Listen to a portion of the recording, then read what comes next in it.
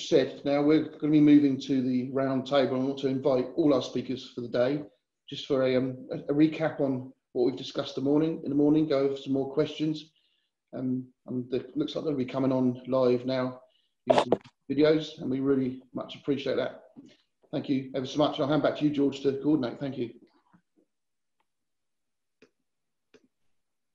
Okay, Gary, thank you very much indeed for that. I think that's really interesting. I think that the actual training course you actually picked there, I find of particular interest, having been involved in the development of apprenticeship schemes for the road marking sector.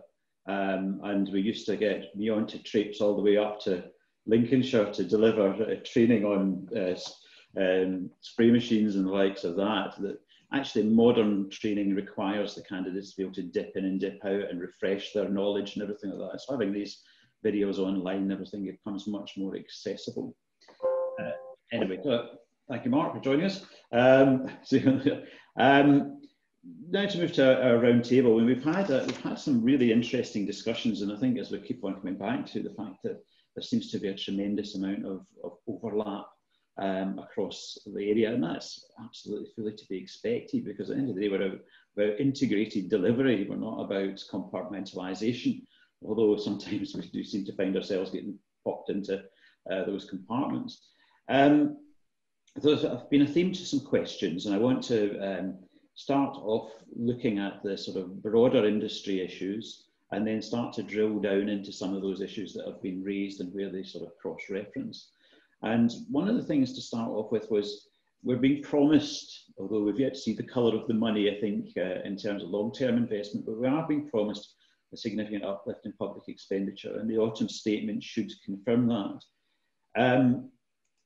The nub of the issue, though, is does the sector have the capacity to deliver, and does it have the flexibility to deliver? Because more than ever, government's offer of money will be conditional, and it will be conditional on seeing an immense and possibly unrealistic bang for its buck.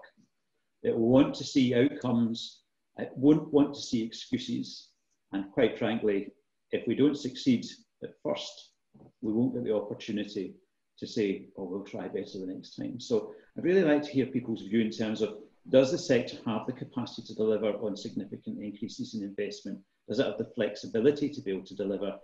And if yes, how is it going to achieve that? And if no, what are the areas that it really needs to concentrate on? I think we've touched on some of them this morning, but I'm interested to hear panelists' views on that. Can we start, maybe Sean? Yeah, I think as an industry, we are flexible. There's no doubt about that, and I think you're absolutely right that DFT often, with this increased funding, injection, as it were, there is that unrealistic expectation. Thou shalt deliver by end of the financial year.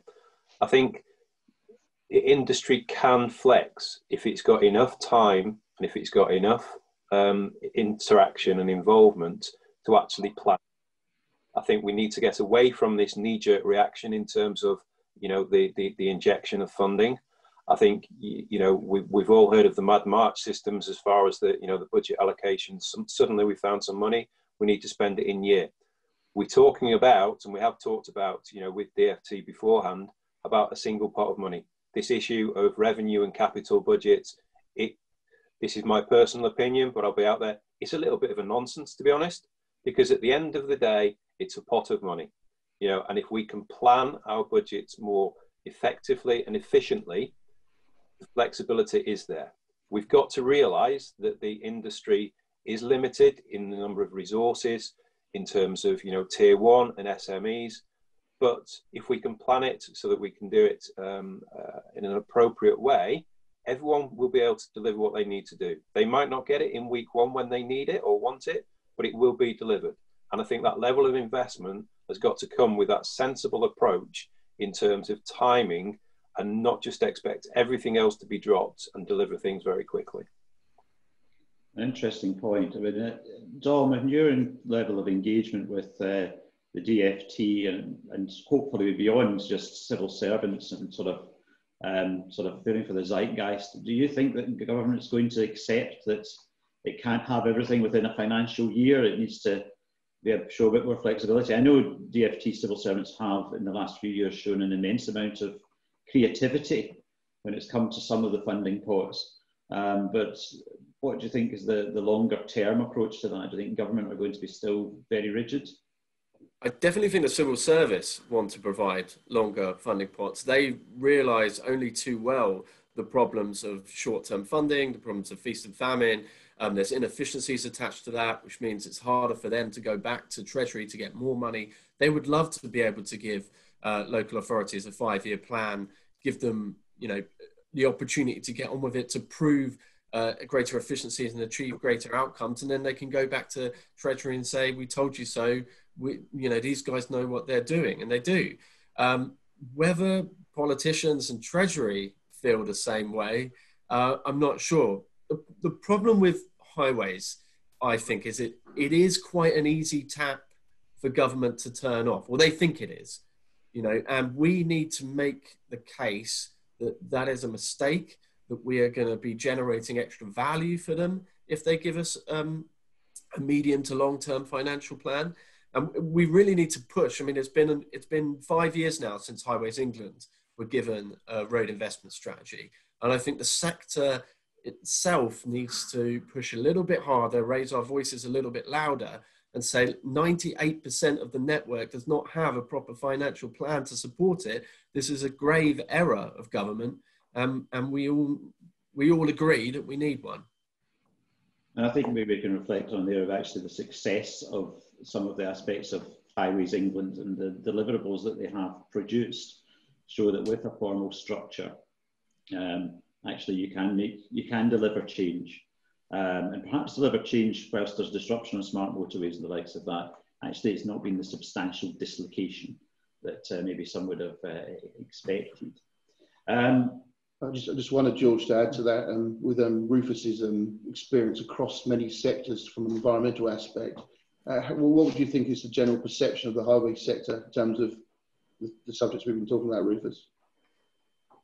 Well, there's a big difference, isn't there, between capital, nationally significant infrastructure schemes and the sort of smaller scale regular maintenance. And the regular maintenance is the poor relation, often because people focus on big shiny capital schemes. And I worked at the Environment Agency.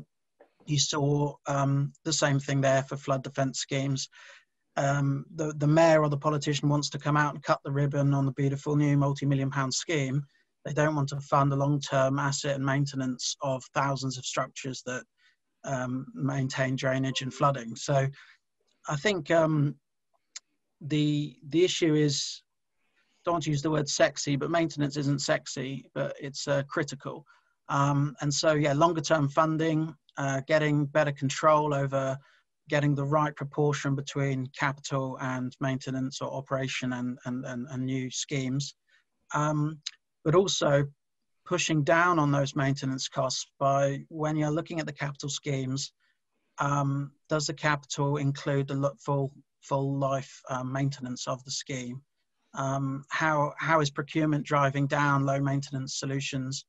And earlier on, I think Martin Duffy said procurement is not fit for purpose, and they talked about 100% quality. Obviously, I would say not 100% quality, because I'd like to see environment in there also. But I do take the point that cheapest price you often pay twice, and if your procurement is driving people to fast, cheap, and dirty work, then you're not going to get the long-term improvements you need, and ultimately you'll pay for it a lot more over the long term. I think there's a lot of pertinent points raised there, and not least is the fact that we are in a fairly unique situation if we can get ourselves coordinated, that if government is going to invest, then actually coming out of a situation of crisis, to actually say, you've already turned the taps on with money. All of these years of austerity that we had, I hate to sound Corbynite here, but actually all this say we can't spend this money, but actually this money is now being spent. Actually, what's a few extra 100 million added on here to actually do it properly? I think perhaps maybe we need to find a different way of saying that, but I think the approach being that if you're going to spend the money, you might as well spend it wisely, and something that really needs to be driven home. But there is a need there to coordinate. Now we've got an emerging highway sector council, which I think has got the capacity to fulfil a really vital role in being the link between the industry and the sector and government. I'd be interested to hear people's perspectives on that in terms of the awareness of what the sector council is, what the sector council is hoping to achieve. I know it's got links with ADEPT, it's got links with LCRIG, and it's linking across the sector. However, we've talked a lot this morning about the importance of SMEs, and whilst being a very strong supporter of what the sector council is trying to achieve, it does seem to be very oriented towards large businesses. So I'd be interested to hear some perspectives from those that are involved about sector representation and the criticality of getting that representation across at this moment in time. Would Mark be able to say something about that? Mark, can you give us any steer in terms of? Well, yes, thank you, and good morning, everybody. What I don't want to do is talk too much about my presentation because I'm covering it later on, so I don't want to take the steam out of my own sort of balloon, if you like. But what I will do is I'll talk about some of the issues that come up. I think, first of all, I think as highways engineers, we're almost too good. We actually make money stretch out really well. And so the local politicians look around and think at the network and think, well, it's not in that too bad a state. We don't really need to worry about that. And take an opposing view from Sean. I don't think we should actually go down the TOTEX route because effectively that will club the capital and the revenue funding together. And what's happened over the last 8 to 10 years, we've seen something like a 50% reduction in revenue going into highways. It's because it's a soft target to support the vulnerable parts of our society, such as adults and children. Our budgets get raided first. So if you throw capital in there as well, we're completely sunk. And I keep making the point that we're actually capital poor, revenue destitute. And I'm sort of quite happy to say that as often as I need to really get the message across. But I had a really positive discussion with DFT and with MHCLG officials last year. Where I really put across the point that we are in dire situation in terms of our future perspective in relation to the funding that's going forward. And I think that was very much the background, and it certainly fed into the CHT report on local highways in terms of the amount of funding needed to look after our network. It needs to be double. If you look at some of the backlog we've got at the moment, for bridges, the alarm report suggests it's £11.4 billion backlog. In terms of bridges, the RIC Foundation did a survey, identified the backlog there, £8.3 billion. So you're talking in the region of about £20 billion of backlog just in two areas. You start looking at the perspective of the trees, the government aspiration to plant 2 million of those. Well, very nice, but the issue is we've also got the issue of ash dieback. So we're going to lose trees almost as fast as we're going to be planting them. And DEFRA looking to push for more money from Treasury, DFT looking to push more money for highways. Everyone's after their slice of cake, but the cake is only a certain size. And we obviously have COVID-19 still to contend with. So I hope I've made the case. And in the past, I've actually been asked by DFT, can the highway sector spend more? And my answer is yes, it can. And there are examples where local authorities around the country have accelerated the amount of work they've done on the basis of the additional funding that's come through for this year. But the long-term perspective is the key thing. Do you want to spend all your money in 1 year, or do you actually think, well, if next year is going to be a lean year, I need to balance this out in terms of retaining the resources we already have in the sector? There's a real danger if you have to cut back immensely on your spending, you've got to lose people. Once you've lost them, very unlikely you're going to get them back. So a few opposing thoughts, but in terms of the Highway Sector Council, I've done some preliminary work with them. As I said, I'll cover that a bit later in my presentation, but it's effectively the private sector, public sector, other organisations, including institutions, working together to put a case to government that says effectively the highway sector can deliver more, but it can even deliver far more if you actually give us some more money as well. But there are different ways of actually taking forward the highway service, new technology, innovation. There's loads of stuff out there that we just need to build in. But as I said, I don't want to cut too much across my presentation to spoil it for everybody for later. sorry to tempt you there to even start to give away a few leaks from your presentations. My apologies for that. But it is a subject we can come back to. I think if there's a massive range of issues around investment and the utilisation of investment, and I'm no doubt we'll come back to that before we finish this roundtable as well. But I'd like to just move on. We've had an interesting question come through in terms of diversity within the sector. And I think that helps link into some other skills and everything. So I'll just put this question that's been come through, that actually when, if you look at the national statistics, the black and minority ethnic proportion in engineering actually doesn't look too out of kilter. That's the questioner that's saying this.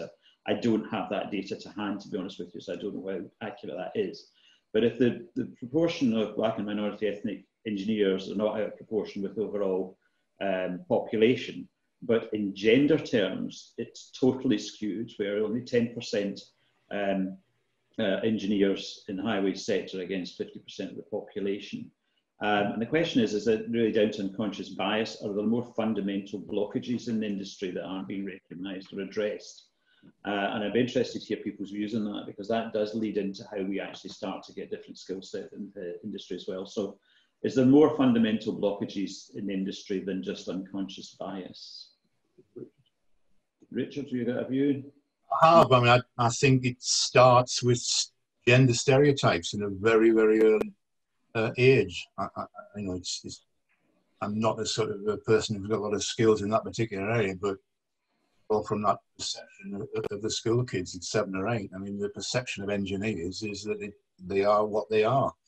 And an engineer, you know, still fixes a washing machine and still repairs a bike, still does this and does that. I mean, it's a man who does a physical job or a mechanical job, and that perception is there from day one. And it's personified in everything that we see on media and everything else. And until we can get those sort of issues out of the way, you'll not see. I mean, how many male primary school teachers do you see? Give you that sort of lead in that particular process. It starts at a very, very early age, and some things we're picking up in terms of unconscious bias. It's not the fault of the individual, it's the fault of the system, and that person's been doing it. So I think there's a huge job to do with this process. I really do. I'm really concerned that we haven't got, as I say, something that we can just sort of project, something that we can pin our quotes to that just gives us a bit more credence. At the moment, as I said in the presentation, you're looking at Isambard Kingdom Brunel with his top hat and his cigar. That's what people perceive as highway engineers, civil engineers. Gosh, a few of us since then, hasn't there? It's an interesting point, actually, about how much of it is society and how much of it is sector. I think I still, my own personal view is I still think the sector is its own worst enemy when it comes to it, because it talks substantially about it as an issue, but it doesn't really bring all the heads together, the talking heads together, to actually try and find a mechanism through it. But there are societal constraints as well, as you say. I mean, I can recall my children at primary school, there was a male head teacher and one male teacher in the school. And that is because that sector is stereotypical in respect to that. Rufus, I'd be interested to know, in terms of environmental professionals, have you managed to counteract this kind of bias? Because the interesting thing, of course, is that's seen as a softer skill set. It may not even be a softer skill set, but it's perceived as a softer skill set. Well, yeah, I mean, we've been on a bit of a journey. So the sustainability and sort of environmental management profession is obviously younger than Isambard Brunel sort of levels. But it did come out originally from harder sciences. So, you know, zoology and toxicity and things like that. A lot of environmental professionals in the workplace were health and safety professionals that cross-trained in the early days, because you couldn't study it as a degree. You know, my degree, I did biodiversity in 2000, was the only degree in the country that had biodiversity in the title. So it's a much younger profession, but I've sat on a lot of sort of boards and steering groups where it's all white, older, middle-class males. And we looked around and said, you know, this isn't representative, etc. But that was when I started. Now, for instance, on the IEMA Impact assessment steering group, we're about 50-50. If anything, we're moving the other way. And I was actually quite surprised. I went to one academic presentation at university, which was being held by the sustainability managers for universities. And they were saying, it's all women. They were saying, how do we encourage the men to get involved, and that sustainability isn't a gendered subject? And I'm sat there thinking, well, I sit in rooms where we say, you know, is it gendered the other way? So I think, long story short, I think at the moment it's probably balanced, but I would say the older people tend to be male, and now we're seeing a high proportion, or now a disproportionate the other way, perhaps in the current kind of degree programs, etc. And I think, going back to Richard's point, I'm the father of 3 young daughters, and you go into any shop or online and they literally name it, these are girls' toys and these are boys' toys. And the girls' toys are lurid pink and they've got unicorns on them. And the boys' toys have got tractors and diggers and blue stuff. Now, my youngest daughter's 2, she likes cars. And we're encouraging her, if she likes cars, she can play with cars. But she's up against, everywhere she goes, the female section will have nothing with cars in it. So then do we say, well, go to the boys section and pick the car you want? So, you know, there's a fundamental thing there. And there are actually groups now that say we should be banning this kind of girls section, boys section. You should just have a section of clothes that has different colors and different motifs on it.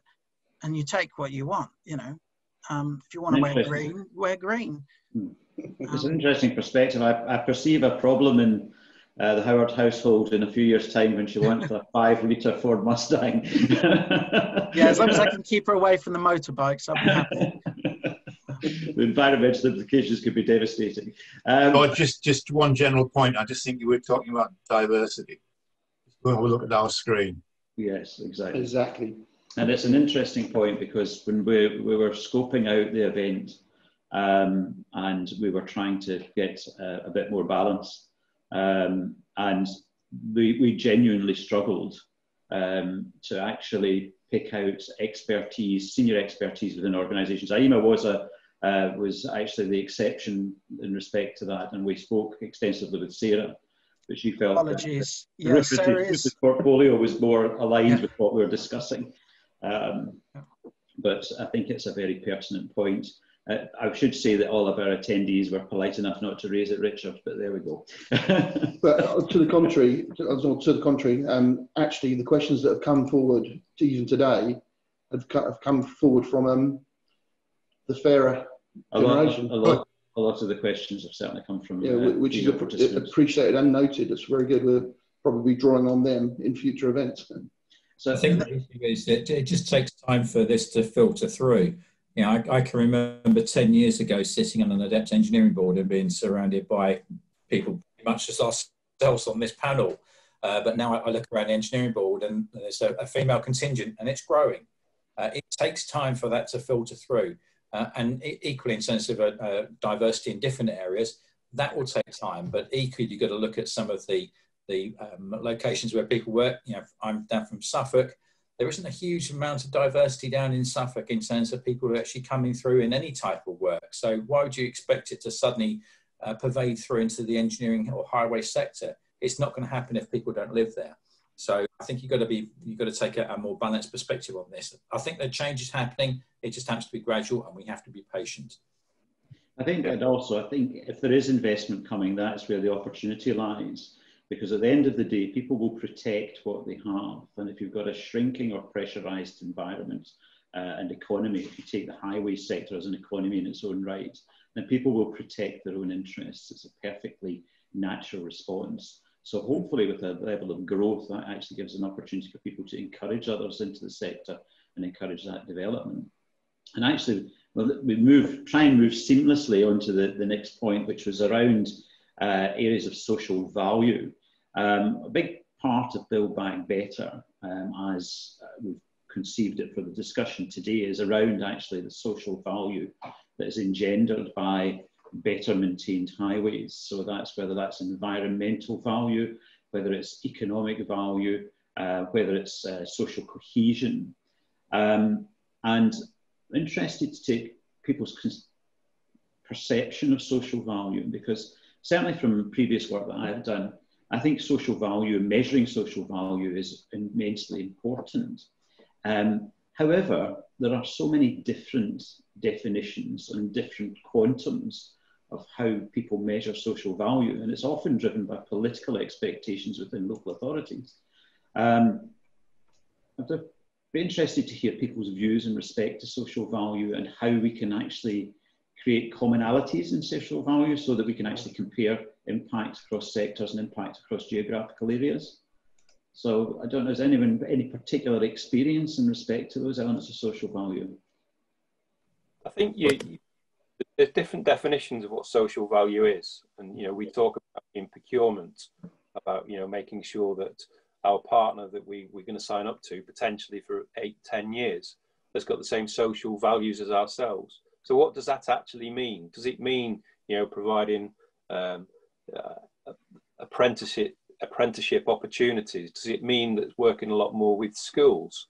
You know, or is it about the social impact of you know, community accessibility to transport? You know, in terms of accessibility to workplaces. How do we actually create that defined, consistent approach to social value? Is the politician's view slightly different to a tier 1 contractor, as it were? But I think, you know, it is about, from my perspective, you know, working for a local authority, the social value is about the community, about what we can do for the community, you know, in terms of making services accessible, so that everybody has that same opportunity to reach employment, to reach, you know, centres of retail, etc., as well as that. So, you know, that's how I perceive it to be. But I think, you know, in a number of procurement exercises that I've been involved in, it's almost always a slightly different definition. And from my perspective, it's difficult for, you know, the sector to understand, well, what do our clients want? I think the important bit is we don't get bogged down in the same way as we did with key performance indicators, where everybody just strives to satisfy the KPIs, but actually the value of the outcome is still questionable. But I'd be interested, is there perhaps a role for LCRIG and perhaps even ADEPT as well, to actually bring together certain considerations that we should all have in terms of social value? There will always be local circumstances that are different, which will demand different outcomes. But if it is about a certain percentage or a value of the contract is about apprenticeships and apprenticeship take-up, or its engagement with local communities or engagement with schools, there actually could be a set of constants that everybody has, and then the local variables, because that way it would become much more practical to compare performance. And also, I should say, it will become much easier to say to government, look at the tangible outcomes that investment in highways maintenance has. So is there capacity there within the LCRIG programme, Sean, or within ADEPT programmes, Mark, that could do something along those lines? I'll let you go first, Mark. Okay, well, there's a few things I come up with in terms of social value. I think that most local authorities you'll go to will actually take it from the perspective of they want the pounds that they're spending, as much of that to be spent in their local area. That's where it's going to add the value, rather than the money being given to a big multinational company or international company, and it never actually gets spent back in the county or the sort of the area again. So there's a real issue there about that starting point. And that's where it's about the recruitment of local people. And it's the extent to which you're taking on SMEs in your local patch, rather than actually going to big national companies and drawing them in. So it's actually adding benefit in that way. It's also about growing your own in terms of actually nurturing local people, bringing them through from school, from college, whatever, getting them into the local authority, into the industry, into the sector, and really pushing those on, as well as things like volunteer days. So there's those sorts of activities that I think sit in that social value area. And one of the things I did earlier on was sent a message through to Martin Duffy, saying, look, you know, I think LCRIG and ADEPT have got to find a way to actually work together far more to actually add some real benefit to the highway sector. You know, we're two, obviously ADEPT is a longer established organisation, but LCRIG is growing its partnership. in terms of the local authorities joining it and the interaction with SMEs. There's a gap there. We need to close that gap, but we've got to find the common ground in which to do that. So it goes back to the issue of collaboration. Wait for it later. Oh, what a lead into your presentation. It's just all one-way traffic there. Sean, have you any further comments? And Dom, I think you were wanting to make a comment earlier on as well. I'm sorry, I didn't catch you. You didn't catch my eye. No, just to support what Mark said, it is a vital piece of work that probably needs to be done, and we do need to work together, not just with LCRIG and ADEPT, but with industry leads across the board as well. And again, to get that different perspective from the private sector as well. So I look forward to it, Mark. Dom? Sorry, just to jump in, there is a model that's being developed in Scotland by the Society of Chief Officers of Transportation in Scotland. This is the second phase that was of a research project that was launched this summer. Basically, they're trying to establish 3 levels of value to the highways network: the utility value, which goes, I think everyone knows what that means, the social value, and a future value. The social value, they're trying to bring in data that is public, that's held by every authority, that speaks to social value, be it environmental, local spending, as Mark said, apprenticeships. And then the future value is a modelling element to this, so that you could test out what different policies might have on the shape and the size and the maintenance and the value of the network. That second phase, where they're researching the social value and the future value, started this summer. So it's probably time I check back in with Scots about that. But that is a good model, I think, where they ultimately envisage the possibility of bringing in a lot of commonly held data across local authorities to create an app where you can kind of monitor social value in the same way we do asset management. Now, that might sound a bit kind of futuristic or a bit unrealistic to some people, but it's a nice idea, and it would be a good way of matching up one problem that people do have at a local level, which is politicians and engineers don't always speak the same language. It would be a good thing to try and help engineers see more of the social side of their decisions, and allow politicians to make a more kind of evidence-based, almost an engineering decision, not a social engineering decision, but an engineering decision on how to maximize social value. I think that's a really involved in, actually. Sorry, George. That's a piece of work I've been involved in. I was used as a seeking my opinion from an ADEPT perspective, because I'm obviously UK Roads Liaison Group as well, which Scots play into.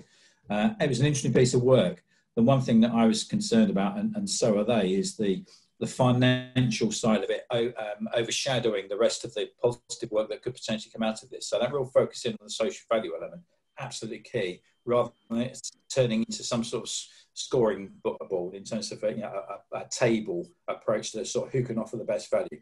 That's not where they want to go. That's where we don't want the work to go. It's really got to focus in on the benefits that can actually be drawn out from actually using the data in a really positive way to demonstrate the benefit that can be had from working together and working in that social value context. I think it's very interesting, Mark, and it brings together a very strategic approach to defining and evaluating social value, but it is riven with those pitfalls where it then could potentially end up used as a political tool to justify skewing funding into particular areas for, it could be gerrymandering, it could be perceived as. So it would have to be very, very tightly controlled in terms of its mechanisms. I think there's also some elements around more tactical levels around social value, and we wanted to draw together some of the stuff that's going on between, we mentioned this in Richard's presentation, a link between LCRIG's SME agenda and promoting skills. It may be easier at local level with local businesses if they were incentivised to take things forward within the local communities. So really what I'm thinking of is within a local authority area where if you have SMEs delivering highway maintenance projects that actually facilitate their engagement with schools in a more structured and coordinated manner than is the case at the moment. And again, this is maybe something that needs to be a bit of joint working between representative bodies. But is there any examples of that at the moment, whereby I know the Keir had their learning, I think was it in East Sussex, where they actually linked directly with colleges and were engaging with NEETs as part of their evaluation on social value. So I don't know, is any experience in respect to actually directly linking companies with educational establishments? That's the S-Skills programme down in Surrey, because they train people at Broadlands racetrack. Yeah, so again, we'll probably come back to that in terms of your presentation later, I presume. So, Richard, you're not aware of any link in that respect? Particularly sort of springs to mind. I mean, there are some examples of collaboration at that level, but it's very, very small and not particularly transferable. I don't think. I think I've come across Crossrail, yeah, is it something like that, Sean? No, Crossrail probably do, but I mean, up and down the country, I've been involved in various local authorities, and it's very much a case-by-case basis. You know, that it's very much dependent on the individuals within that authority and within that supply chain. But I think there's some really good examples, you know, not mentioning names, but, you know, some of the larger tier one organisations probably do more of it than the smaller SMEs, because there is a big level of investment in time. And I think it's just about, you know, we talked before about we don't shout enough about what we do well. And I think there are pockets of excellence where people, both local authority officers, for want of a better word, and the supply chain do actually go into school, do volunteer, and do go into this area. And I think that perhaps there's an issue there, which ties back to some of the other things that were talked about earlier on, is that if there was more flexible funding and more focused training opportunities at a local level, to actually link the businesses with the schools and make the schools more aware of the opportunities that are for the younger people. Gary, have you got a comment? No, I just noticed, Rufus, you were going to contribute. Yeah, sorry. On the social side, sustainability is about balancing economic, social and environmental, and I think social is critical, and too often highways is focused just on the financial, mainly because they don't have enough to do what they need to do. But in terms of that social side, for me, it's about taking a step back and saying, what are the outcomes here? And to give you an example, you know, Jaguar Land Rover nearly went bust in 2010 because they hadn't planned for electrification, and the bank said, we're not going to give you money because you're not ready for the next wave. And they had to relook at their whole structure and go to electrification. And one of the takeaways they had was to stop thinking of themselves as a car company making petrol cars and start thinking of themselves as a transportation company that might be making planes or trains or anything, you know, using the skills they had. And that's how I think of highways. You've got to stop thinking about, you know, roads, for example, and start thinking about transport, moving things from one place to another. So when you're looking at the budget, for me, I'd be trying to look at that in a hierarchy and saying, what is the critical behavior changes or infrastructure we need? So for example, how can we get people from houses to schools? Starting with, can we get them pedestrian routes? Then can we get them cycle routes? Then can we add safe crossings to the road routes? And then finally, can we make the car routes suitable, etc. So it's that kind of hierarchy, rather than thinking, let's get the road surface nice and clean so we can go fast, and let's make sure there's no things to slow us down, like crossing points or extra driveways coming off it or whatever. I see there's sort of a mentality, particularly on the strategic node work, about maintaining speed. And it's like, well, is speed our critical component in this system?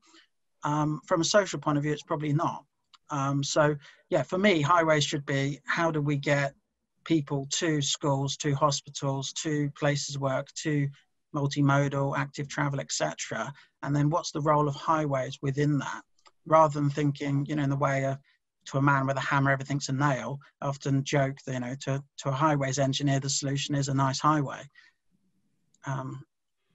So yes, you don't maintain the highway just for car usage. You're maintaining it for public transport usage, and in particular having a decent road surface is absolutely key for cycling. Sure. But even more so if e-scooters are going to come forward as a recognised form of travel, a much smaller wheel than a bike. So that quality of your road surface is going to become absolutely paramount importance. So from a broader perspective, you're looking at that travel side anyway. Everyone recognises that we look after the road for all users. The problem we've got is the political focus on the road surface rather than the whole of the highway assets, such as looking after the footways. That's where there's a bit of negligence coming in, that we just don't have that focus. It's not a key political issue. And I mean at central government level. So the push for more cycling and walking in terms of things like proper cycleways, great. But equally in terms of evaluation of the benefits, we were talking earlier on about major infrastructure. Well, nothing in the assessment process takes into consideration sustainable travel modes. It's all about car journeys. So until there's actually some fundamental shift in terms of how we evaluate the benefit of certain schemes, we're never going to make that real shift away from concentrating on road services. I think we look at this, sorry, just to come in there, look at this issue with LTNs in London at the moment. It is a classic example of, what is the carriageway for? It's raised a lot of questions and sort of some answers that we can't look for at the moment, but is it about access? Is it about the social skill? Is it about environment, air quality, all those sort of issues? What are we trying to create in our environments? We shut as many roads up as you like, but will it all disappear? Will it all end up somewhere else? I mean, that's going to throw a huge number of issues around the process. I think you're hitting the nail on the head here. I think what it's actually about objective. What is it we're trying to achieve? And that actually starts to bring together all of the elements that we've talked about in terms of Build Back Better. And I think the demonstration of the conundrum is around the active travel grants, where government wanted something to happen, it happened, and then it decided, or another side of government decided that actually it didn't like what was happening. And I think there's maybe a bit of a tug of war going on at a policy level over the future of what highway is. Is it actually access to transportation? Is it access to movement? And government, very slow to catch up with the economic benefits of a well-maintained road, now wants to hold fast on the economic benefits of a well-maintained road, which is why it's plugging money into the strategic road network without realising actually that maybe the whole objective has moved on. I'm going to draw this morning's session to a close at that point, because I can. Can I thank everybody that's participated? I think it's actually the dynamism within the discussion, the dynamism within the questions that have been raised by delegates as well, show that there is a lot of discussion and there's a lot of answers out there as well, and they're starting to pull together. We close our session now. We start again at 12:30, which gives you the benefit of participating and listening to something you want to hear, rather than a message that we may not want to hear coming from our leaders. We can always catch up with what Boris says later on in the afternoon. It won't change for the sake of 2 or 3 hours. Well, it might not change for the sake of 2 or 3 hours.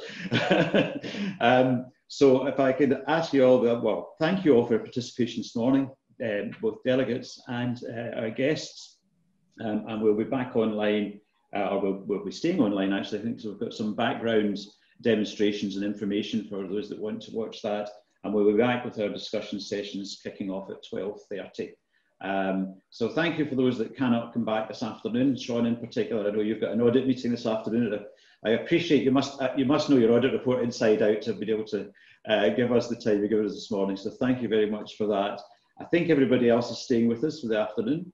And delegates, I look forward to having you back on board later on. Thanks very much indeed. Thank you. Thank you, everyone.